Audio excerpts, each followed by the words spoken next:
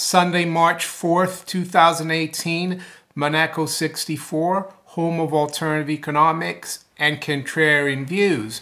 I want to look at some long-term charts today of the Dow, S&P, Bitcoin, gold, and the 10-year yield, and try to figure out what's going on, where we're going. And I'm not claiming to be a prophet or anything. I'm just trying to follow, follow the markets and see if I can have an inkling of where we're going.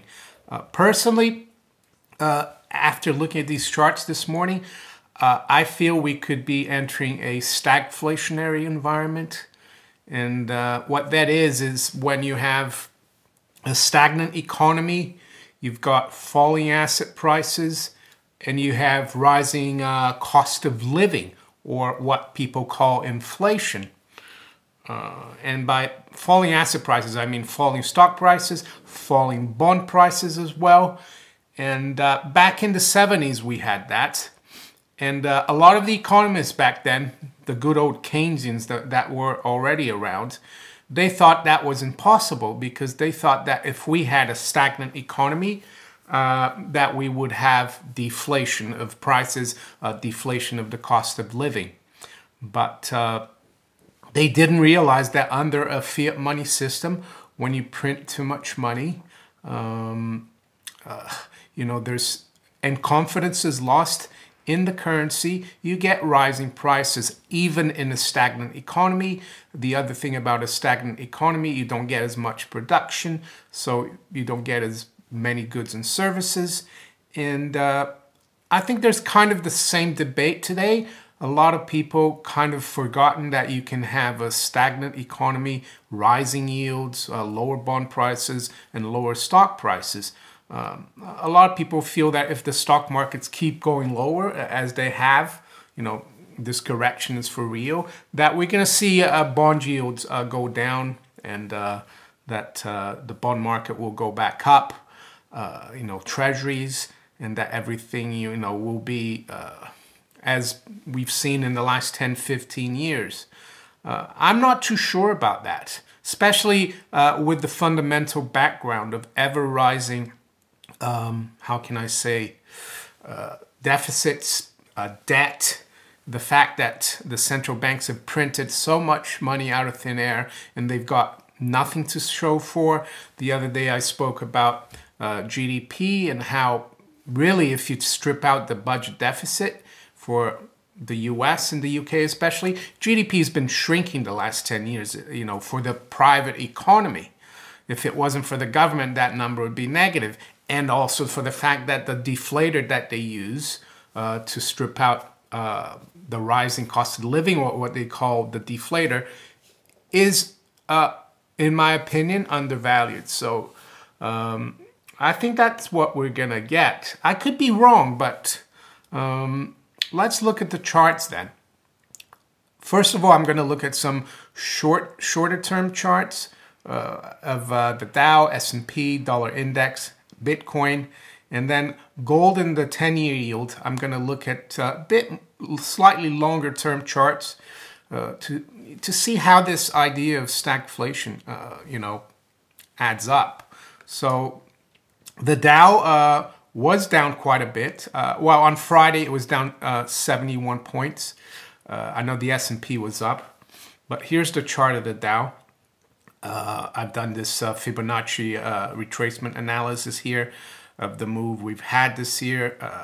You can see that we retraced above the 61.8% retracement earlier, at the end of February there, and then since let's see, the 28th of February, we've come back below that 25,373, and we closed on Friday at 24,538, which is actually even below the 38.2 retracement. So we're below the 50 and the 38 now.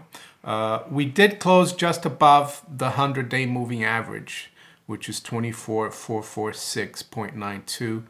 So that's the only thing that's was positive about the Dow on Friday, but it's pointing towards a retest of the 9th of February low at in the low 23,360s there, in my opinion. And the black line there is the 50-day moving average. The orange is, of course, the 100-day, and the green is the 200-day. Maybe that's where, you know, we're going to test in the short term, just above 23,000. S&P, as I said, was up on Friday. It was up 0.5%, or up 13.5 points. So the S&P was able to close above the 38.2 retracement, but we're back below the 50% retracement. S&P closed at 2691.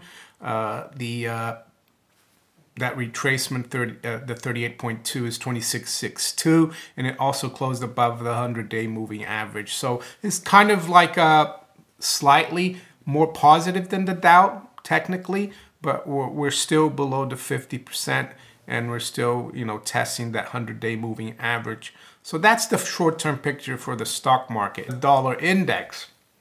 Well, dollar index here, daily chart going back a year. I drew this horizontal line here, which is basically the low we had last year in September. It's around 90, just above 91 there. It says 91.02 on the chart, but it was actually 91.01. Sometimes it's difficult to get the lines right on this chart.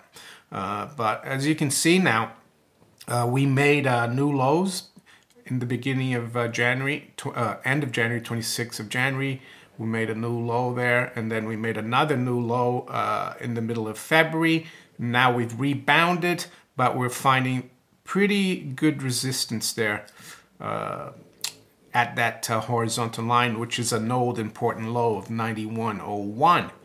And we are also happening to be testing here the 50-day moving average. You can see that on the 1st of March, we traded above that average, and then we failed to stay above there. So it looks like that's good resistance there now. So it's around 90.60, 90.50, that 100-day moving average, the 50-day moving average, I'm sorry. And then you got the 91. So that should provide pretty big resistance.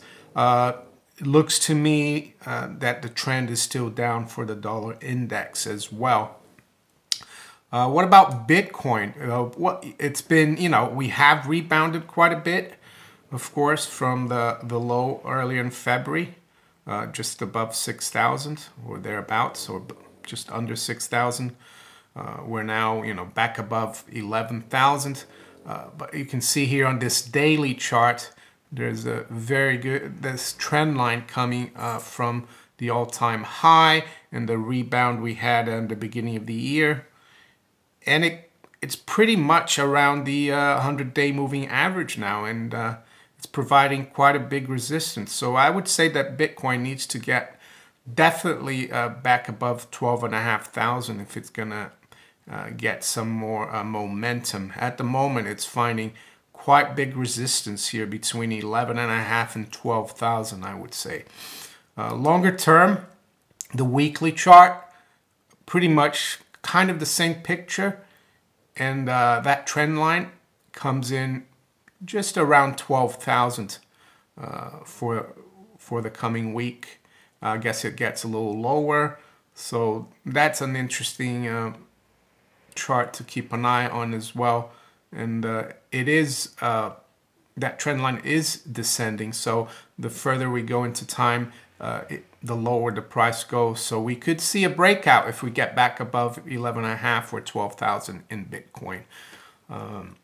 So longer term picture for gold now, a chart, longer term chart for gold. I know we've had this correction since the high in 2011, and I think that's what it is. You can see the descending wedge there. That's usually a continuation formation, and usually the outcome of a consolidation like that is to resume the previous trend, which was up, of course, from around 250 to 1920. And it's interesting that I did a Fibonacci retracement as well from the 200, it's around 252, the low there. It was in 1999, I think, yep. And then the high in 2011, just above 1920. You can see that the 38.2 retracement comes in at 1284. And that's why, and also the 50% is at 1087. And I think that's why we've been in this area, and we found it, gold has found it difficult to stay above 1300 and break above that area. I mean, 1350, 1370 now seems to be the very, you know, the lid for gold to go back up. But you can see that we've broken out of that falling wedge formation. So longer term is looking good. Shorter term, it's frustrating, of course.